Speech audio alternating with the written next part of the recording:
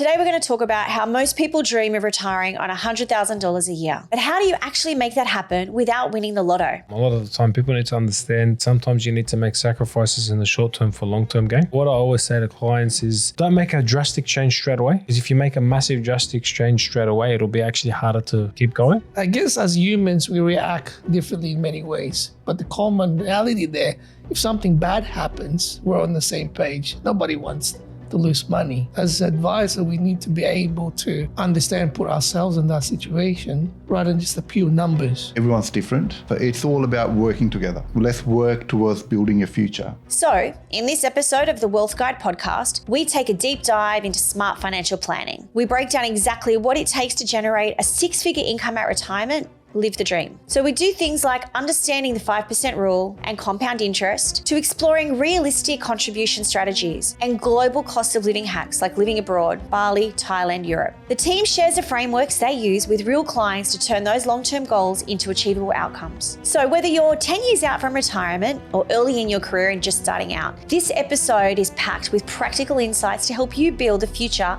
you actually want to live.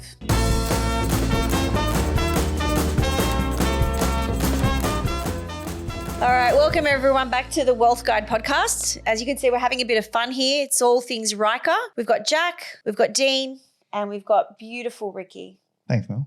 Thanks. I'll take that. We've got a really fun topic today, one that I am really looking forward to because for me, it's all about the six figures. So how much do you really need to retire on 100 grand a year?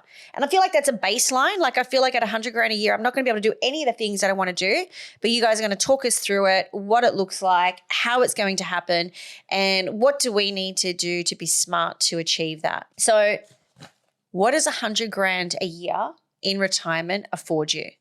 Jack? Very subjective, isn't it, Mel? It is. Feels like 100,000 could be different for you, could be different for me. I can't afford to live on 100 grand. There you go. So There you go. it's very client dependent. It But is. it's still a good topic to give people an idea what 100%. $100,000 looks like in retirement. Yeah, what well, do I need to support it? They've got statistics there, ABS, swing statistic, ASFA as they call it. There's many averages there. One client actually said to me, Jack, I read in the article, a couple can retire on $47,000 a year. What? And hold on. And the wife said, What are you talking about, honey? 47? It's a very basic, that's probably cover the bare minimum. This is what we do is have that conversation. What does that retirement look like? Correct. So let's use a benchmark of 100 grand because I think if we're being serious in a real world, if you're wanting 100 grand a year to retire, you would like to think that the reality is it would afford you some certain luxuries, but certain restrictions. So I guess for me who I want luxury, because I feel like I've lived restrictions my whole life, I go without, I don't dress well, I don't go out, I don't have holidays, I don't have jewelry, I have none of that. So I want to live large in my retirement. So how do I do that? So at 100 grand, what sort of, and you guys do this for a living. So I'd imagine you've done a structure for someone on 100 grand. Dean? Yeah, of course. And what do you say to them? Like, what does that get them? Look, it comes down to obviously what their aspirations are. A lot of the time, you will see a lot of people in retirement wanting to go on annual holidays. So obviously that's we factor that into the income needs. I think Jack hit the nail on the head as well a little bit about what the bare minimum basic cost of livings are. And what is that? What is the bare minimum? Do you have a number for that? Yeah, they're saying roughly. They said 47 or 50 for a couple. Yeah, around about 50 grand. And that's just for like not going anywhere, eating at home. Yeah. Just existing. Existing. Yeah. So then anything more than that, you could start saying that that's cream on the crop. So for example, you might be wanting to go on an annual holiday, whether you go to Europe or anything like that. That might cost you around about 20, I'm 30 chasing grand. the sun. I'm living in, I don't care if it's Europe, Brazil, wherever, but for 6 months of the year, I'm living in the sunshine, 30-something degrees every day. And for the other 6 months of the year, I'm coming back home. And look, I'll sacrifice that we don't always have 30-degree days, but I'm doing our summer. To your point, going back to what Dean said, is collectively work and what clients' goals are. So I'll give you an example. I've got a client in Phuket, right? We've done the numbers. This was a few years ago. If he retired in Australia, this is how much his money would last, right? Yeah.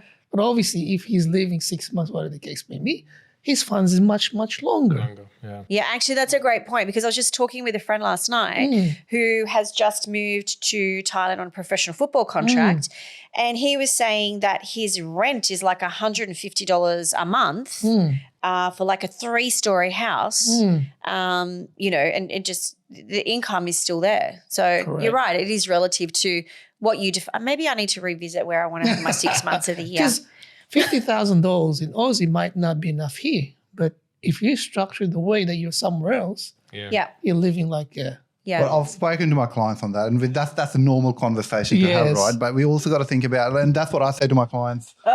What does that mean? Like, yes, it might be a holiday, but what about as retirement? You got to take a holistic view again.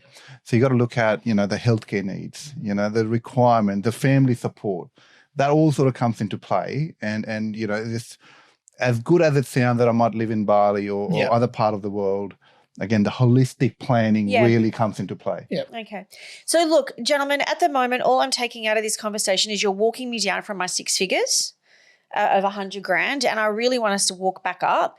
So I guess because you do this every day, for someone to achieve $100,000 a year in retirement, what does that sort of look like? I know that you guys talk about a percentage rule or certain times your contribution or salary. Like, what does that look like? Ricky, you're an accountant. Don't hold that against him. I have to. My husband's an accountant, and we all and I say to people, we all make sacrifices in life. Ricky, back to you. Well, look, Mel, in terms, there's an American thing that's been used, like when they're teaching people on how much they need. They generally just call a 4% rule, where if you draw about 4% of your capital, it should last you about 30 years. So if you work out on 100,000 figure, you need 2.5 mil in order to have, if you'd work on that 4% rule. 25 years. So in order to last you 25 years, that's what you'll be looking at. And how does that look as a contribution? Because obviously everybody's salary level is different. So does that mean your contribution needs to vary from person to person, or is there a set contribution that needs to get made? Absolutely. Very good point. It is something that people forget when they're working, when they are doing things, because there's a lot of pressures on life. You've got 3 kids, they're raising kids, putting money away for health needs. I lock my kids in the laundry with crackers. So people forget super, but the whole mentality, I had a client, she was just putting about $50 a fortnight into a super when she started, and she's got a very, very strong balance in a super. Well, you see those ads, and apparently it makes a difference, just the $50. Yeah, absolutely. That's what's called the 8th wonder of the world, the compound interest. So earning interest on interest. Oh, so is that one of my retirement destinations? And that's how, unfortunately, banks make money off us too. The home loans that we pay is compound interest. It's not simple interest, which means in simple terms, it means you're paying interest on interest, which is why it takes 30 years to pay down a mortgage. Yeah. And same rule, we can flip it on its head and we can put money in, invest it, and then get it reinvested. So you're earning interest on interest, which grows over time. The 2.5 mil or whatever the number we end up with, collectively, it's not just super fund, you see. There's multiple of assets, Mel. Yeah, I guess, but my question is how do you achieve it? So, we talk about the 5 times, the 25 times, the 4%, but what does that mean in real English language that most of us can relate to? So I've got a salary of 80 grand a year, but I want to have 100 grand a year when I retire. What does that contribution look like? Or how is that? Is it relative to your salary? It would have to be. It would have to be. It's just what you're coming in, what's going out needs to be looked at. Yeah, okay. And we've got to be realistic too, as how, with financial plans, when we work with a client, it's more about having that realistic goal. Yeah. Look, another thing I wanted to add to this as well is I always, when I have discussions with clients, I always refer back to a bucket strategy. And what I mean by this bucket strategy, I think it's a bit of a silly example, but it tends to work. It works for you, Dean. Yeah, it does. I use the bucket strategy. But I'll tell you what it is. It's like I'll ask the question and I'll say to them, look, if we had 3 or 4 different buckets of water and we placed all the water into the one bucket, what's going to happen? And I'll ask you that question, Mel. What will happen if you place all the water in one bucket? Good one. I only have 1 bucket to carry? No. You know what's interesting? I asked this question and I've never gotten the same answer once. Yeah. right? So I feel, look, on a genuine note, my answer would be it would evaporate because water evaporates and there's nothing else. No, so what the answer is that you get a lot of overflow and spillage and wastage, right? Oh, you're you getting didn't all the say water you were into the going one. to, okay, so you didn't say all 3 buckets were full. You just said Okay. 3 buckets of water. So I'm imagining 3 different So levels. I did say all the water, but that's Okay. that's fine. But yeah. So look, and the reason why I use that analogy, a lot of the time when people in their early stages in life and they've got family, they've got large debt, they're basically placing all their energy on just purely paying down the debt, right? Yeah. They're neglecting things like, okay, their lifestyle, they're neglecting things like preparing for their retirement.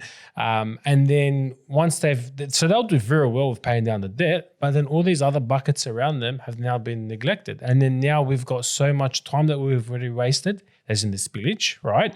And now we've got to try and play catch up. So then it can make things a little bit more challenging. Hence why I always say to clients, it's important that we put a little bit of it in each bucket so that in the long term, everything goes up and we haven't really neglected anything on any aspect. And you know what, Dean? Actually, again, I can't believe I'm going to say this. This is a really good analogy and I actually understand that. So, you know, when you're young, your first goal is like buy a house, buy a house, buy a house. And, you know, pay it down. And we talk about the compounding interest. So you're very quickly educated. Pay weekly, not monthly. You know, pay more frequently, pay extra, reduce that compounding interest to own your home faster.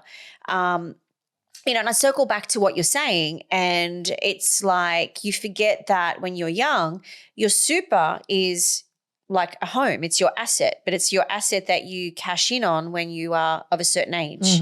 So if you're not, and I guess I'll circle back to a different question. We'll answer that in a second is if you contribute money to your super more frequently, do you earn more interest like you do on your home loan where you pay less interest? I'm curious about the frequency of that. But secondly, by putting that extra money in there like you would in your home, you're building 2 nest eggs. You're building that capital asset and you're building an actual monetary asset as well, like cash. Correct. Okay, I like this. So leading back to my second question, for those of us that don't do this every day and we forget about our super, like on our home loan, if we pay more frequently, if we pay extra, we pay less interest. On our super, if we contribute more frequently and extra, what does that look like? And do we earn more interest or more capital growth? Of course, because you're placing more money in there. There's more money. But is it just about the more money? Does it matter about frequency? If you want to go down to the technicalities of it, your dollar cost averaging. Dollar cost, yeah. Right? Sorry? Your dollar cost averaging. And I know that's a big word and a technical word, but basically you're adding in, so the market's always changing. And the more contributions you place into it, you're buying shares or you're buying units within the fund at different rates. So if the market At that present value. Correct, Okay. right? And then over the long term, the value of those shares or units will continue to increase in time. So one time you'll contribute in there, you might buy, say your $50 might buy you, say 20 units. And maybe the market's down, that same $50 might buy you 30 units. Okay. Right? Okay.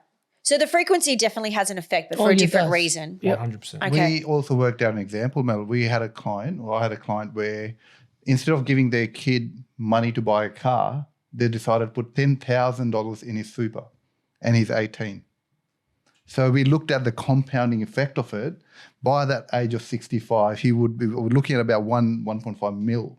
You know, my daughter turns 21 in a few months. She's not going to like you because I'm actually about to buy her diamond earrings, and I'm thinking I might buy her a superannuation fund instead. And that's the client thought was, if you want car, if you want these things, work for it, but I'll set you up for retirement. I'll set you up for long-term. It's all long-term view. Yeah. You invest the money, have a long-term view. Even with the markets up and down, it would still be far better strategy. So And here's they've locked it in for him, so he can't touch it. do diamonds appreciate the same rate as super? I'm not sure, Mel. I heard diamonds went down. Gold could be different. Diamonds definitely What's the have not saying? gone down. Diamond's a girl's best friend. Absolutely. So, which leads to why I need to retire on $100,000 a year, right? So, okay. So thank you for that. I really appreciate that. That certainly helps some bits and pieces. It's actually quite scary to know that the base cost of living is $47,000. And that anything over that is a luxury. Because really, when you think about it, you just look at the simple math of living in the normal economy. Like, how does that even work? Like, how simple is simple? I do like 2-minute noodles, so we can work on that. Absolutely. The other thing as well, I think a lot of the time people need to understand there's a bit of a challenge where you've obviously sometimes you need to make sacrifices in the short term for long-term gain. A lot of people sometimes struggle with that. And what I always say to clients is don't make a drastic change straight away, because if you make a massive drastic change straight away, it'll be actually harder to keep Well, it's going. an impact. You feel it, right? So you want to make it a non-touch feel. Correct. Something gradual, something that you won't feel as much. And then obviously that will have a significant difference in the long term. I would add on to that, and it might be a bit controversial, so I don't know what comments we're going to get after this. Let's go. People talk about housing being unaffordable. Yeah. But it also comes down to the savings. If I want to live by the ocean, if I want to have smash avocado for breakfast or brunch, it's all about money coming in and out. It's all about savings. I've got a client that I've worked with. He is 28, he's bought his first home. Yeah. And to a point where we're working on the cash flow that by the time he's 40, he'll be able to pay that off not only, but he'll be able to have another investment property. Yeah. So it is affordable. I mean, if I wanted to buy a house in Bondi, can't do it. Yeah. But you gradually start. Yeah. You buy in a place where you can afford, build up equity, move on and do different things. Yeah, and what I love out of that, what you're saying, Ricky, is for retirement planning, because that's really what this comes down to. It's reverse engineering. What is your retirement going to look like? How are you going to achieve it? When do we start? And what strategy do we use? Mm-hmm. So with that, I look at it and I take a few things out of it. One is you don't need to be wealthy to have a strategy. You can be just a young person going, this is my long-term goal. What do I need? Walk me through it. Give me the steps. And let's reverse engineer it. And also, creating that wealth in and out of your super, because I know we've spoken about this in the past. And I'm pretty sure, Dean, it was you that did a webinar on it recently where it was about that fast forwarding your savings. So within your bank account, but within your super, and being allowed to draw down on that for your first home. Mm. So, I mean, that's probably something really good to work at and talk about if you can, because I feel like that then gets you to that $100,000 a year on retirement in a different way, but faster as well. Mm. So that was more along the lines of the first home super saver scheme. Correct. I think it was, yeah. Where when you look at the difference between what your super's making as an investment return opposed to what you're getting in cash in the bank, there's a significant difference there. But also as well, where we see, I think it was a $6,000 or $7,000 difference at the end of it. Yeah, I think that was the math. The tax deductibility on the super contributions. Yeah. So if you're placing extra money into savings after your tax, like after your just normal savings, then you don't really get a tax deduction. Yeah, and I remember when you guys spoke about it, and I think also you did a session on it as well, didn't you, Jack? On this. Collectively we did, yes. Yeah. So, what I took out of that particular session, and I looked to my children who, are 21, 22, or almost 21, with their little incomes that they have, firstly was by doing pre-tax into their super, it gets them to that goal faster. So they got some tax savings, number one. And number two, putting money in the bank, putting money in super, achieving that first property quicker. Mm. I think the saving was about $7,000 or $8,000. Yes, correct. But I think it also fast forwarded your ability to save that money by almost a year and a half. A year and a half, yeah. Yeah, which is, in the world that we live in, that's a big goal, But you start doing those incremental things. And yes, I know with this example here, you pull it back out to buy a house and it's sort of, the opposing thing of what we're talking about. But again, you're starting to set up that wealth creation over here. And then you're already in the habit, because if you're putting that $15,000 into your super, you're already in the habit of doing that. So then that starts becoming a behavior to get you toward that goal. I guess as financial advisors, and I'll ask each of you, for a young person, what would your first piece of advice be to start on future wealth? So let's say here we go, we'll say something funny, no jokes are allowed. I'm 21. 10 years ago. That's it. Thank you, Jack. And I knock on your door and I'm on $85,000 a year and I want to retire on $100,000 a year. Jack, what do I do? Not many 21-year-olds actually say that, but it comes back to the voice that we all talk about, where we all get to an age where we sound like our parents, right? Correct. If only I knew then what I know now. Correct. So if I knew then what I know now, my 21-year-old would walk into your office. Yeah. Well, Ricky alluded to this. It builds on cash flow. And I've talked about this with clients. building the right habits in place. And Dean's also mentioned that as well. So habit starts with that. When a 21-year-old, if I look back as a 21-year-old, I was trying to save for my first house, my home. So I was fortunate enough that I was able to have people around me that gives me that advice. I was fortunate. So I used that as a 20-year-old. What I did? Well, I thought, well, if I put money in the bank, this is how long it will save me for my deposit, right? But however, if I invested with a little bit of risk, I showed him the time for up to 3 years for that savings. So I was trying, what I would always say is, we start with your cash flow. What are some of the non-negotiables? So Dean alluded to this as sacrifice or compromise on some of those things. Would you go out 3 times a week as a 21-year-old, or would you just do one times a week? And this is the result on your cash flow. So if you showed that over a period of time, that is more powerful to be motivated to actually do something. Rather than dictate and say, hey, I want you to do this, without seeing it. That needs to come from them. I think it's showing them at the light at the end of the tunnel. I think if you can show them the light at the end of the tunnel, I do that as well on the debt side of things. Create the right habits in place first. Dean said as well, compromise a few things in there, and then guide them through it. They'll get there. So, Dean, let me ask you. I'm 21. Don't laugh. I knock on your 10 door. years ago. Dean's not going to be so kind. I knock on your door and go, I want to add to my super $100 a week, and I'm 21. What's that look like for me? Like, does that give you joy? Are you going, okay, you still need to top up on that? Like, what does that look like? Well, the first things first, I got to understand what's the goal. What are we trying to save for? Like, are we going down the avenue to try and save to purchase our first home? Are we doing it on the basis to try and increase our retirement savings? Because especially at such a young age, it's great that you're wanting to do that, which is good. But then we've got to obviously understand what are your short, medium, long-term goals. And just so that we can pretty much structure everything in a way that you can basically hit those goals. And that's what I'd say. And you know what? They are all great questions, which is not something I normally hear you do. Great questions. So that's actually really good. And, it highlights the fact that when you do come in, you've got to have, an open mind. You've got to realize that, as you've said, there's different compromises, different goals. And I guess I'd look to you, Ricky, is if I came and knocked on your door at 21, what would you say I should have as a goal? What would your advice be? Mel, that's an interesting question. Well, it does come down to everyone's different. So it's all about working together.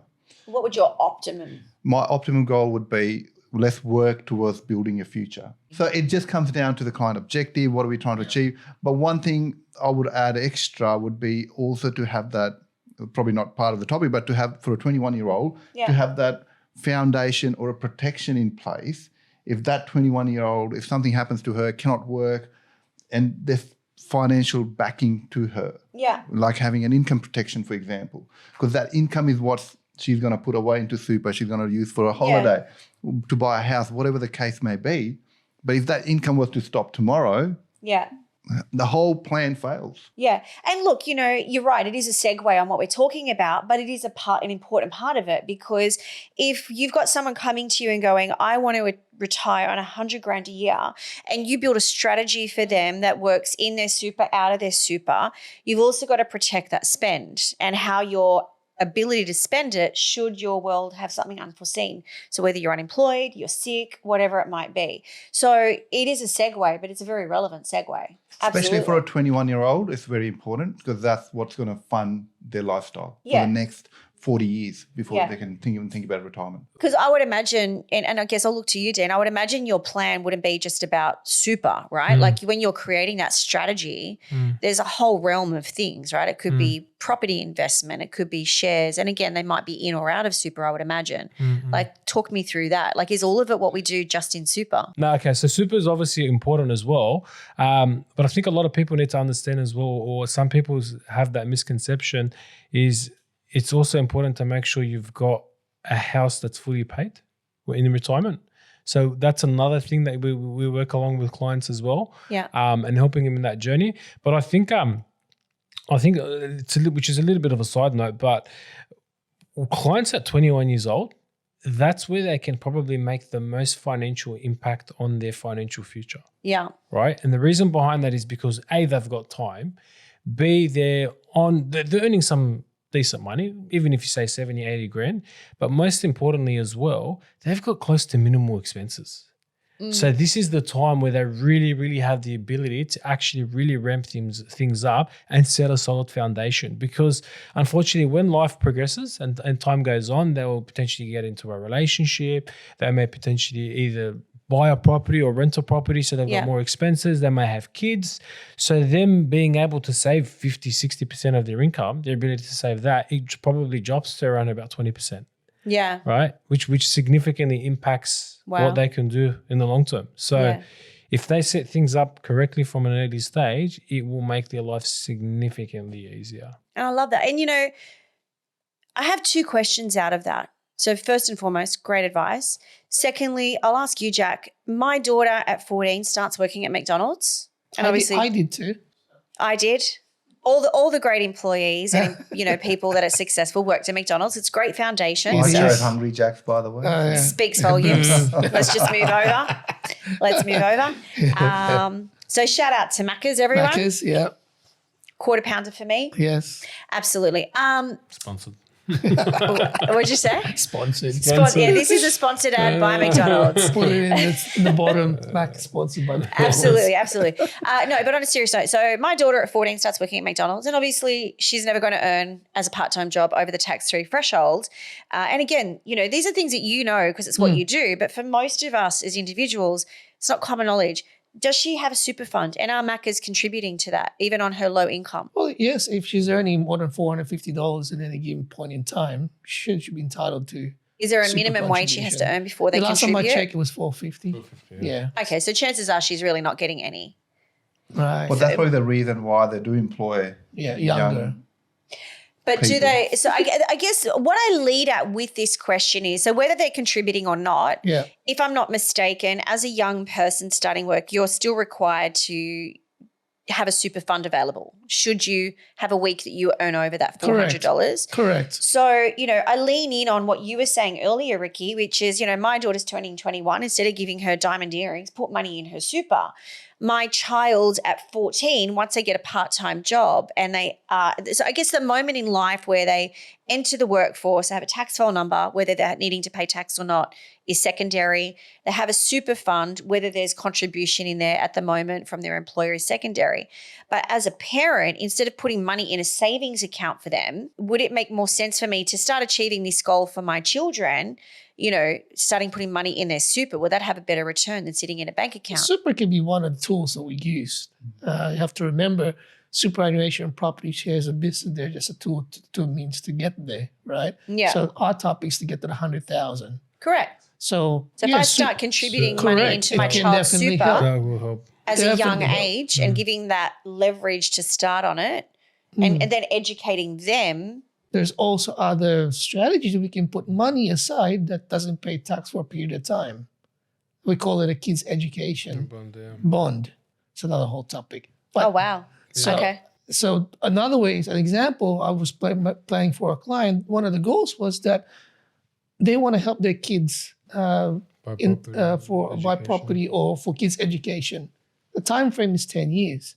So 2 ways. I looked at the strategy to put money to super for the kids, or do I put it somewhere else?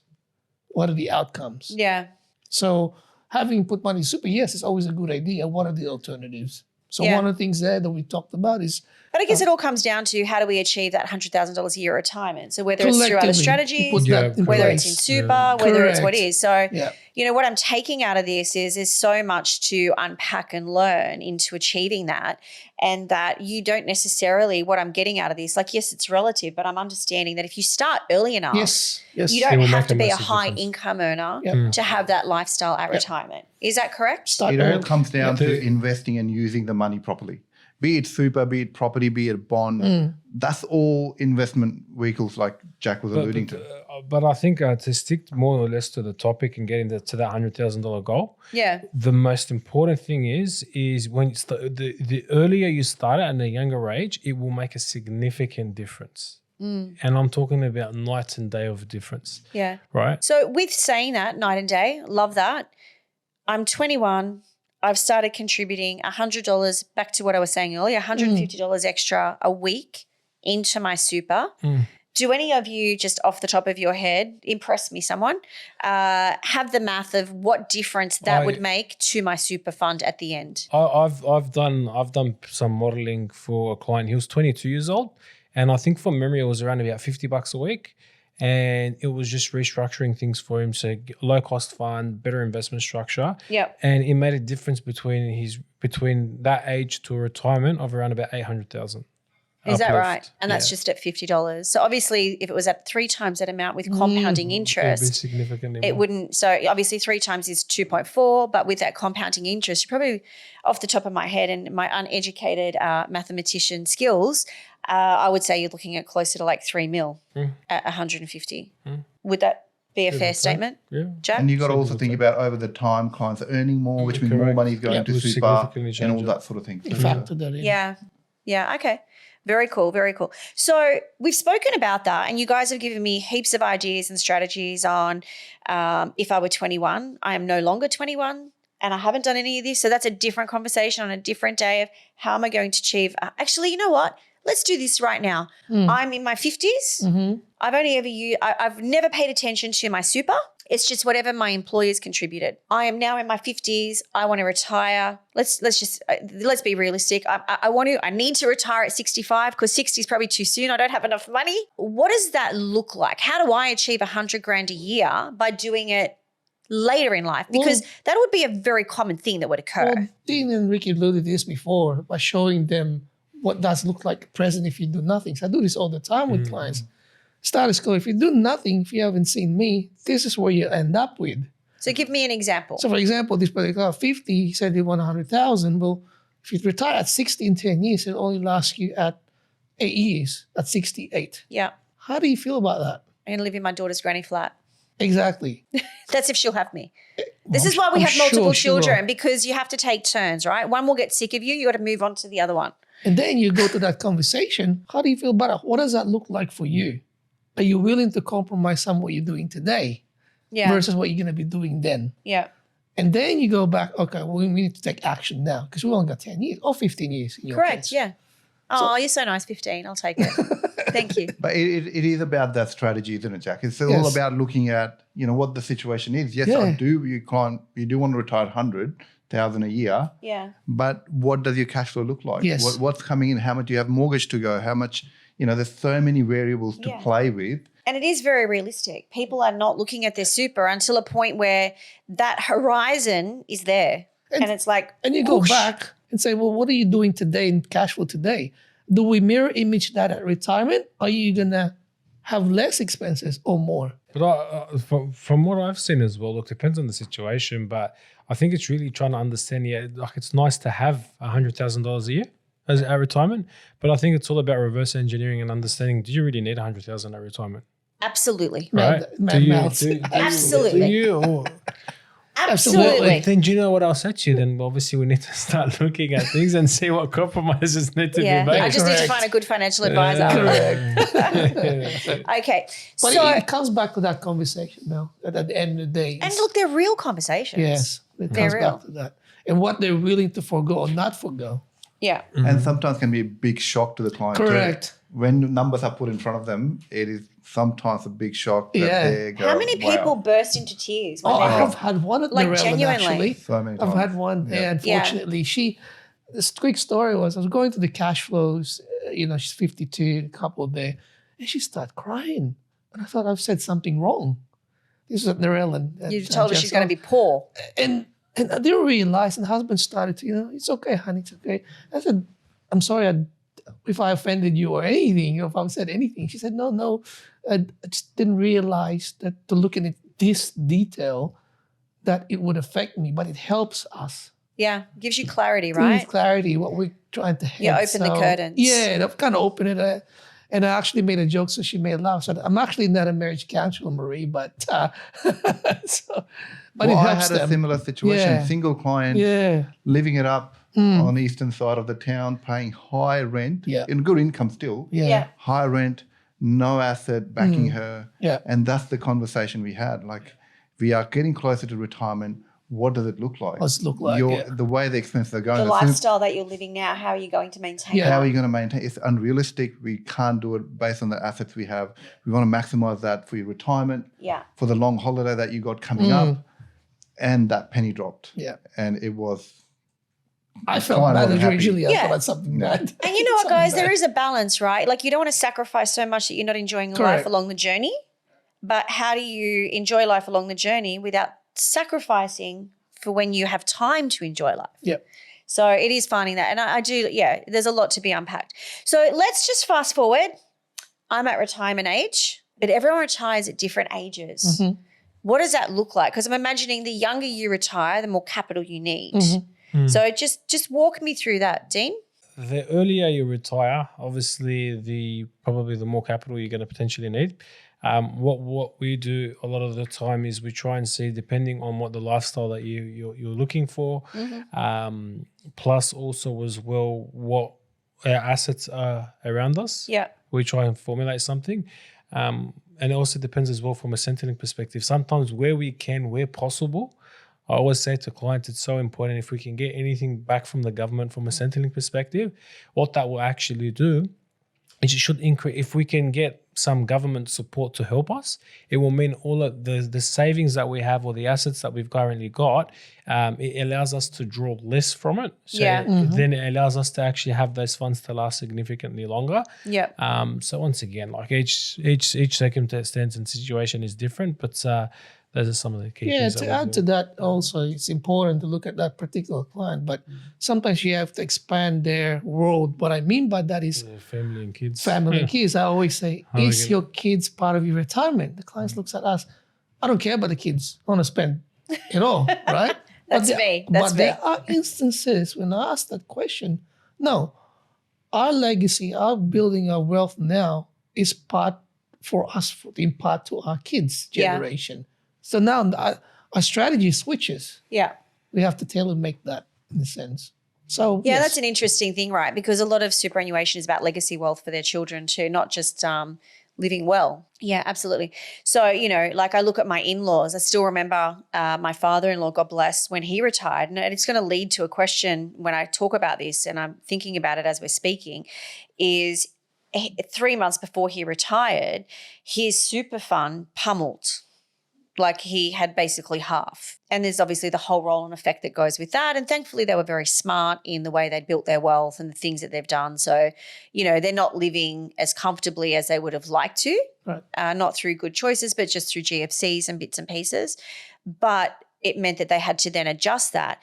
I guess my next question is do you start looking at retirement age around the economy at the time, and when is it smart time? Like, because obviously portfolios have different shares in them, and obviously we talk about buying and, if you buy more frequently, you're buying shares at different prices, increases that compounding wealth. I would imagine when you go to tap out, it's the same concept.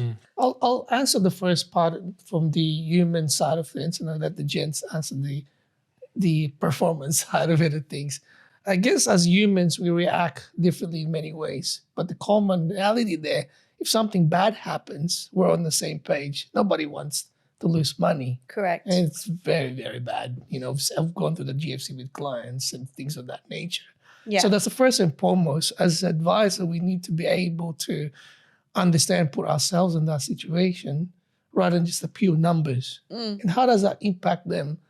Some people get mentally affected by it, emotionally and things like that, as well as financially. So that's the first part.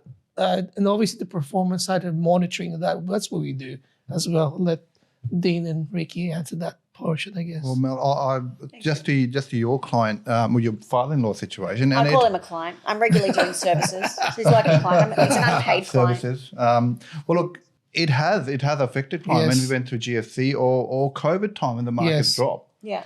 A lot of people had to delay their retirement because they don't have enough balance there in their super to support themselves. So that's the reality. That is the fact. I've had many conversations with clients about it. When that happens, then it's again the conversation, can client do it? Can they afford it? Yep. When I speak to my clients about retirement, I just tell them, if you can work, is best for you. It just gets you out of bed, gets you socialized, gets you mingling, so it could be a very good part. Yeah. But when it comes to financial planning or looking at that, timing, well, you can never really time the market, right? We never really know when it's going to be boom, when it's going to be recession. But if we are in that bottom pit of the market, when the markets have dropped, it's a tough conversation to go, well, my money's already dropped. And if I now start drawing 100,000 from it, in order for it to recover and come back up, it's difficult. Yeah. So even if you have never seen a financial planner at retirement age, it would be good to have a strategy and speak to someone going, do I retire now? Do I retire next week? Do I retire next month? Do I retire next year? Absolutely. It's all about planning it in terms of what's good for the client and what does their entire situation look like, including Centrelink. Yeah. Where I've been able to help a client where husband retired, wife was still working, moving money around. There's different strategy where the Centrelink can still come in. Yeah. And then you're still working part-time. The other boosters come from the government, so you're not drawing on your super. Yeah. You're still building up wealth. So, and then that's how you look at it. And that would protect it in a crash, right? Because you're not drawing if on you're it. not drawing down if you're not on drawing on it. Yeah. Yes. But I think, sorry to cut the bar, Jim, but I think no apologies here. We're all allowed to cut in. We're friends. In any investment type structure, whether we talk about shares, property, cash, whatever it is, there's always going to be market volatility, right? Yeah. And what I love doing with clients, and because I see that it becomes very, very powerful, is I go through and I show them an investment chart. Right, where basically it shows to them what the market's done for a period of 30 years. Yep. And that shows to you that within each economic cycle, so you look at the historical data. Correct. And this is, once again, I'm all about facts, right? So this is showing to the clients the facts. So many things I want to say. Right? But it shows clients facts to say, okay, well, look, there are times within the market where it's volatile and it does come down. But if you look at it and you look at it from a long-term view perspective, the direction that the market goes is it still increases in value over the long term. All right. Now, if the market takes a hit, and unfortunately, I've seen a lot of clients where experience like what happened. I think you said with your father-in-law. My father-in-law. Yeah, father-in-law. My beautiful father-in-law. He's such a good man. Dean was 15 years old. The GFC, wasn't it? No, I wasn't. I was older 7.5. I think I was in year 12. Anyway, I would have been probably 17. So there you go. Yeah, it would have been 17. Yeah. There you go. Anyway, so during that period, so when the market dips as it does in that stage, a lot of people panicked and start drawing money out in cash, right? Yeah, or they'll send things down. But that's literally the worst thing you could do. And that is the default behavior, right? Correct. Panic, draw down. But you relate that also. Just quickly, you relate that because markets people they get scared. But I relate that if your property is worth $1 million, That's what I was gonna say. Yeah. And the real estate agent says, "I'm sorry, it's $850 now." You're not going to sell. Unless it's an emergency, right? Unless you you won't can't sell afford it. the debt. They said, "No, I won't sell it, Jack. I'll wait." And you know what? That's a really great analogy. Like when we've got cash available, if markets are dropping, we're going to pull it out rather than leaving it there. When we have a fixed asset, like a house, market drops, we know our house is worth less. And short of not being able to service the debt, we don't sell it. We just sit on it. No, we're going to ride it out. So I guess the analogy, and I get it, is you're saying is don't default panic. Just ride it out. It will grow again. But as advisors, we know that we put to some degree risk management there if these things do happen. Yeah, correct. Right? So we're not cushioned to these things. We don't say to the client we can't guarantee anything. But if these things happen, this is potentially what we can do. Yeah. So it's not like a shock per se. So that's what we do as a terms of retirement strategy for a client. There'll be money allocated to a cash account where the pension payments can come out of.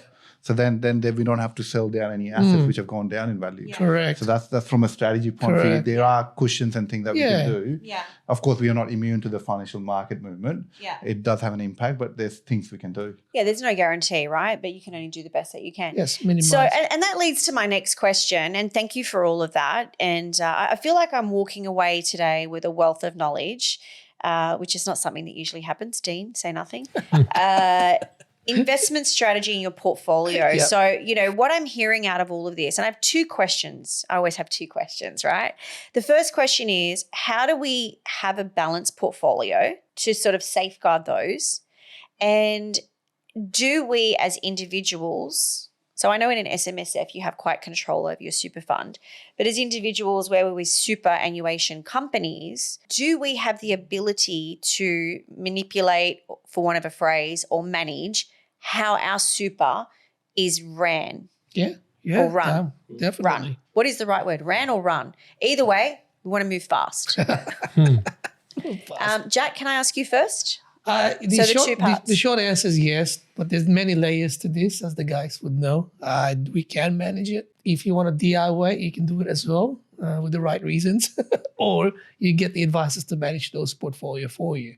So there is the ability to have your super fund manipulated in a way that gives you the balance that you're looking for with the right advice. If you know what you're looking for, I guess it's like going to a shop. If I know what I'm buying, I don't need anyone to tell me how it works and all that nature. I can DIY it. If I'm going to a shop, there could be no price on anything and I'll still pick the most expensive item. Fair enough. So I want my super to be the same way. Same way. Probably not quite, but close enough. Yeah. But yes, the super funds, they have a best interest duty to obviously invest those funds for the members collectively for the best interest, right? If the members know what they're doing, they can actually pick their funds themselves. Yeah. The other way is you hire someone like us and we can do it for you. Yeah. Depending on your goals and objectives, we match that for you. Yeah. Okay. Now, there's layers to this. The super funds, we can say the super funds is managing it for you. That's fine and dandy. Or we can actually pick those investments for you. Yeah. Tailor make it for you. Best way I can analogy is, for example, you and I go to a pub. We pick chip schnitzel and salad. Say that again. Say that 3 times. Chip schnitzel and salad. Ricky, say it. Chip schnitzel and salad. I want to hear what Jack has said. Or maybe I'm hungry now. Anyway, chip schnitzel and salad you get off the menu is about $15, right? $15 or so, right? I'm going to your pub. So you can see that's been built automatically because it's there in the menu. You can do that. Or we can go next door. We go to a Chinese buffet. Guess what happens? We pay a bit more, but we can actually pick our food. So super funds or investments is exactly the same thing. Yeah. We can do that. And you know what's good to know about that is because I didn't know this. I just assumed that if my super fund is with CBA, I have no control, no say over where the money's moved, how it's moved, or whatever. And they put you in a chip schnitzel and salad, right? Right. That's so default. Yeah, and it's good to know that by engaging an advisor, and that return on that investment would pay for itself because you would manage it differently. Correct. You know, all the things that we're talking about, future-proofing, future planning for that end goal, and how do we get there and where do we move and how do we balance that portfolio around? Because that builds the outcome of that. For example, we go to a Chinese restaurant. I might like spring rolls. You might not like spring rolls as an investment, for example. I love it. I do like spring rolls, but I want duck. That's more expensive by itself. Absolutely. What about you, Dean? What do you think about balanced portfolios and how would you recommend it? Pretty similar take to Jack, to be honest, where depending on the client circumstances, situation, how comfortable they are with investing in risks. And one of the biggest things is their stage in life. A client that's actually coming up closer towards retirement or basically in retirement. Yeah. It's all about understanding we need to make sure we've got enough money invested in the market so that we're getting a return that they need. But also as well, we can't invest too aggressively because there's obviously the market, there's always some form of volatility into it. One of the biggest misconceptions as well is with clients where they decide to go or they're wanting to go too conservative. Now, if they're wanting to go too conservative, it's actually just as bad as going too aggressive because what ends up happening is that you're not... Slows the growth. Correct, which means you're going to eat into the capital significantly faster. Okay, cool. And what about you, Ricky? Mel, I'll be very much similar where I can give you a real life example. I've got a client, she is 65 and she's invested very aggressively. So the textbook answer, like what we've all alluded to, is when you've got time on your hand, i.e. you are younger, you've got 10, 15 years for retirement, you can go aggressive. Even if the markets were to drop, you can still recover. Yeah. But then, and as you get older, you sort of dial it down and you become a more balanced portfolio. Yeah. However, with it also, that's the textbook answer. But it also then depends on the client. Correct.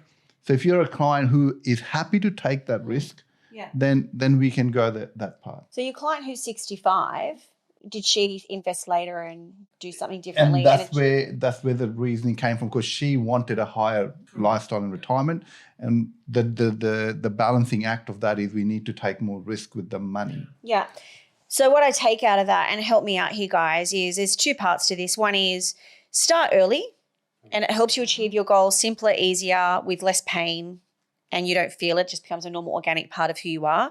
But there is still the ability to start later. You've just got to really make a dent and really, I guess, make some compromises. Correct. That's the word. To achieve that goal. But it's still, I guess it's the thing that I take out of it is a lot of us would look at it and go, oh, it's too late. What I've got there is what I've got there. And what I'm taking out of this session is that it's never too early and it's never too late.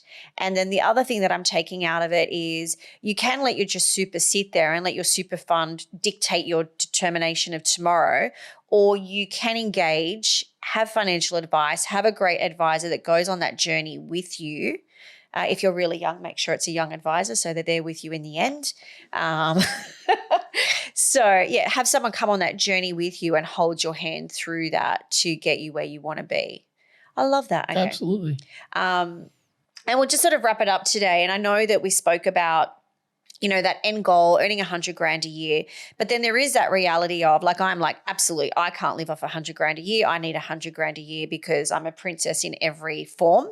But in that retirement phase, I know you guys talk about the different years, like the golden years, the silver years, the legacy years. And obviously that spend then reduces because, correct me if I'm wrong, the golden years is what I'm talking about when I'm talking about $100,000. It's I'm young, I'm agile, I'm living large, I'm enjoying life, I'm doing all the freedoms that I never got to do.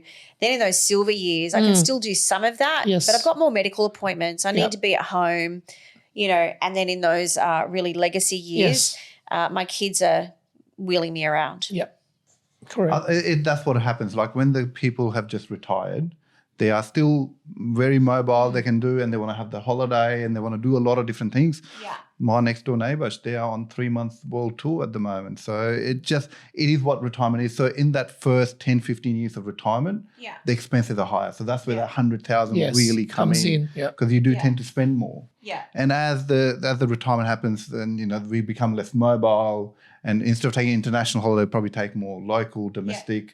And so the expenses sort of come down. But then to your point, Amel, the legacy time, and that kicks in, your medical expenses go up, and then you got to still think about your expenses. So that $100,000 is probably relative to the client situation. And that's what I take out of that is that spend doesn't necessarily change, it moves, right? It so does. And that financial advice and that financial planning from you guys still needs to continue beyond that retirement age of like, how do I manage those particular years? Do you have any clients in that phase, Dean? Of course. Yeah. I even a lot of the time where you got some of them that they're transitioning from, they've got too much in assets, and you're always working alongside with Centrelink strategies to try and optimize the Centrelink front. And just obviously getting clients ready for retirement and so forth. So, funny enough, there's actually a client that I had recently, and this is probably a little bit off topic, but it talks about the value of having an advisor there. He started taking out a lot of money randomly, like lots of 10,000. So if I was, sure he wasn't at the casino? No, that's what I genuinely believe. I feel like he does start to have a bit of a.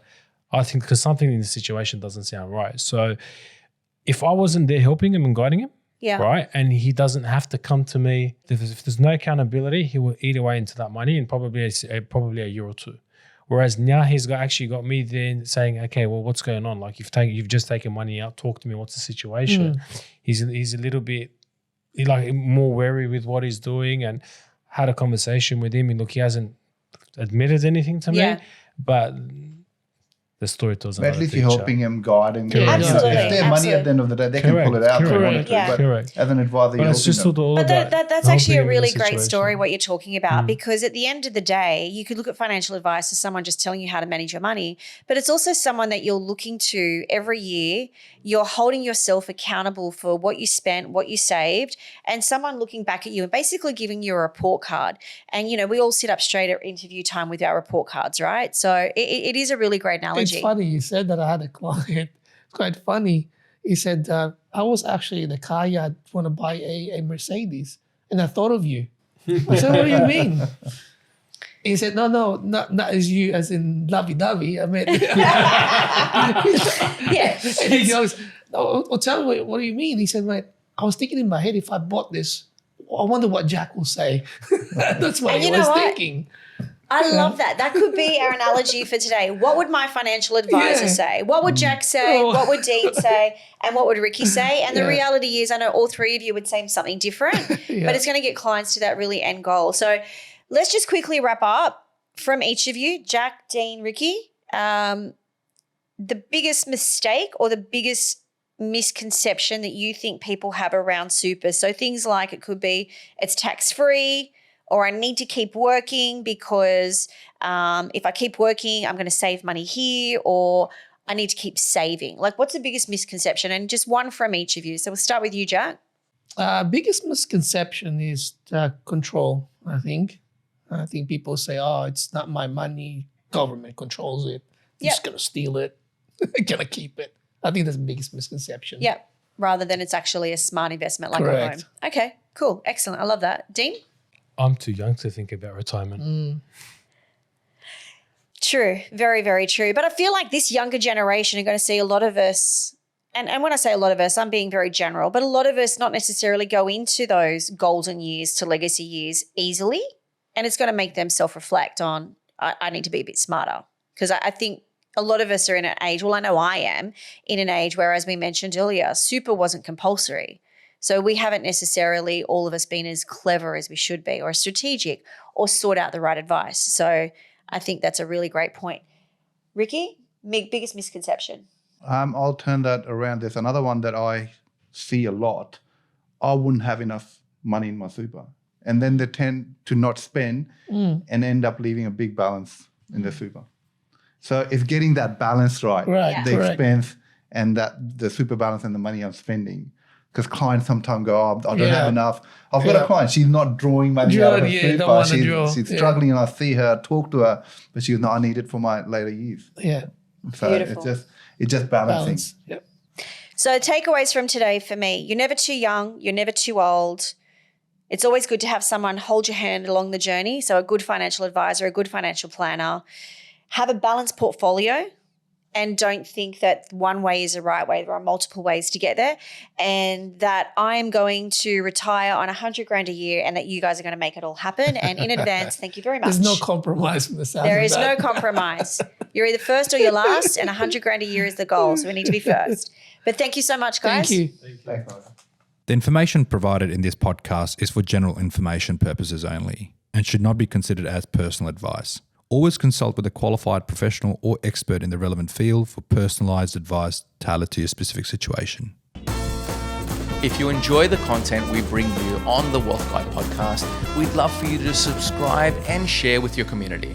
Let's grow this community together and make financial literacy accessible to all.